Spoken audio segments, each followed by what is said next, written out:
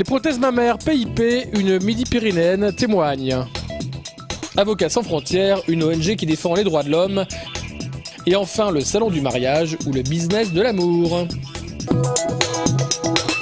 En consultant mon dossier, lorsque j'ai ouvert ma carte, à l'intérieur, j'ai vu l'adresse de la société PIP. La semaine dernière, Marina, 52 ans, découvre que ses prothèses mammaires sont fabriquées par Poly Implants Prothèses. L'entreprise a sciemment modifié le gel de ses implants, entraînant un risque accru de rupture. Il y a 10 ans, Marina est passée sur la table d'opération pour des motifs esthétiques, comme pour 80% des femmes porteuses de prothèses PIP. Si on a décidé de passer par la chirurgie esthétique, bien qu'on mette des étiquettes dans notre société actuelle, c'est pas forcément pour jouer la bimbo. Une mère de famille qui a 4 enfants ne se fait pas forcément refaire la poitrine pour aller jouer les bimbos dans la rue.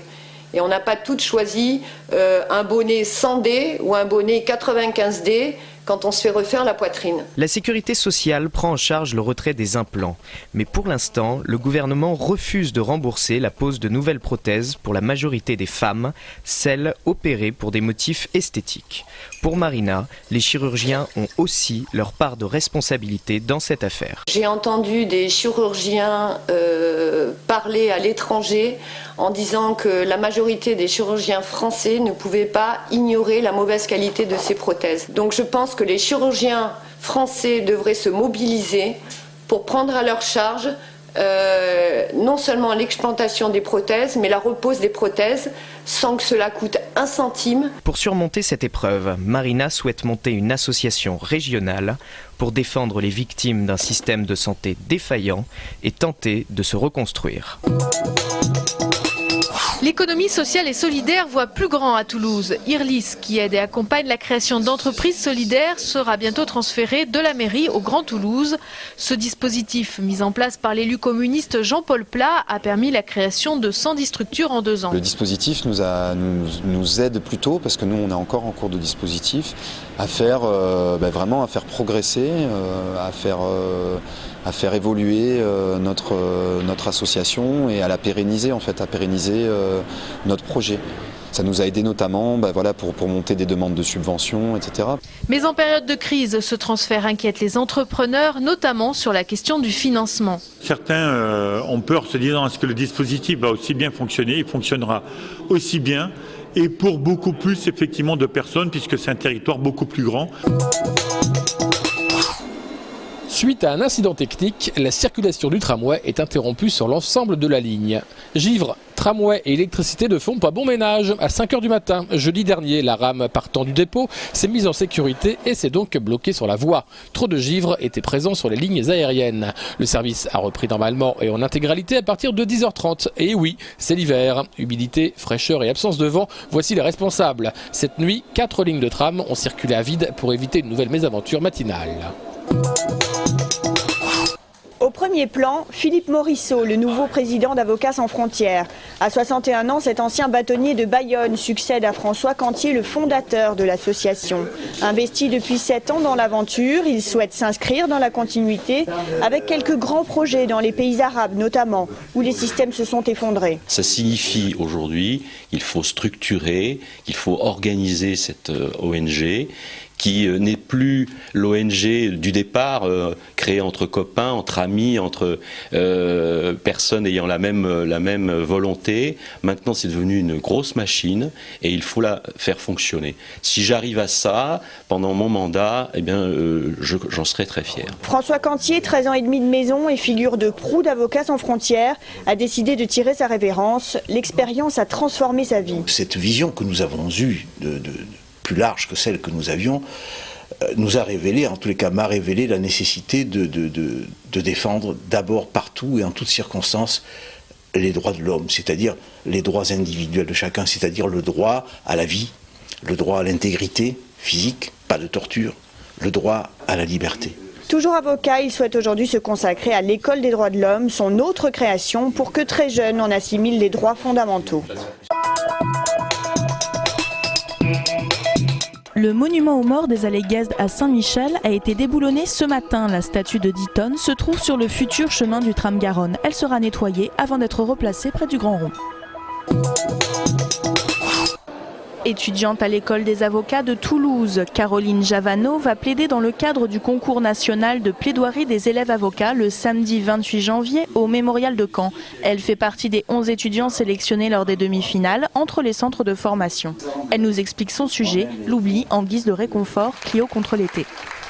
Moi j'ai choisi de traiter le cas des femmes de réconfort, donc un cas de violation des droits de l'homme tiré de l'actualité.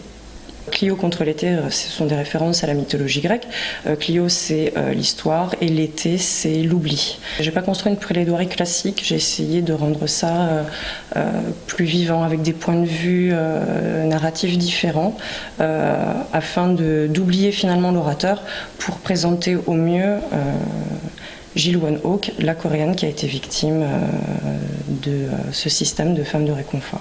Je voulais vraiment mettre l'accent sur ces femmes, sur leur traumatisme, sur leurs préjudices, sur l'atteinte à leur dignité en tant qu'être humain et qu'on reconnaisse enfin ce dont elles avaient été victimes.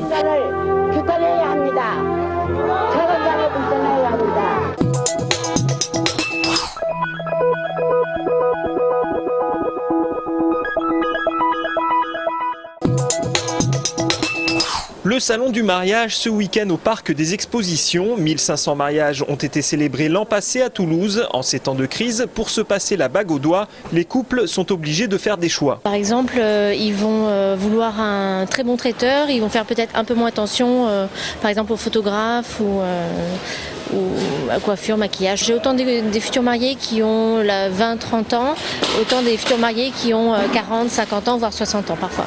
Mariage tardif, remariage, la physionomie des couples a évolué ces dernières années. Des couples qui n'hésitent plus à s'éloigner de la tradition. Ils veulent faire la fête vraiment avec des amis, pas inviter toute la famille pour faire plaisir aux parents, aux grands-parents. Aujourd'hui, les futurs mariés sont très souvent obligés de préparer l'événement de plus en plus tôt. La tendance maintenant, c'est vraiment de s'y préparer au moins 2 ans à l'avance parce qu'il y a un problème de disponibilité de salles. Et pour demander la main de leur dulciné, certains ne font pas dans la dentelle. 4% des demandes sont faites par mail. Le Toulouse Football Club face au leader de la Ligue 1, le Paris Saint-Germain. Les hommes d'Alain Casanova se déplacent du côté du Parc des Princes à l'occasion de la 20e journée de Ligue 1. Un PSG new look puisque l'entraîneur italien Carlo Ancelotti est en train d'imposer son style. Les Toulousains s'étaient inclinés 3-1 au match aller au Stadium. Objectif, rendre la monnaie de leurs pièces au riche club parisien samedi dès 21h.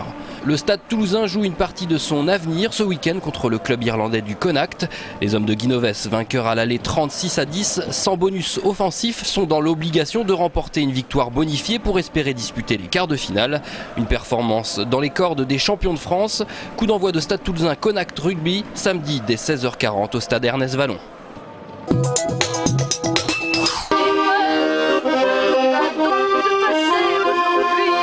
Est-ce que vous avez peur du vendredi 13 ? Ah non, pas du tout. C'est vrai ?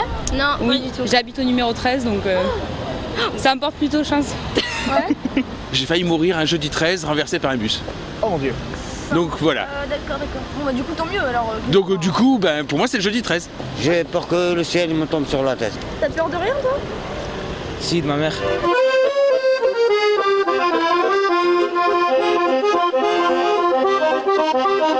On soit à 100 jours des élections présidentielles un vendredi 13.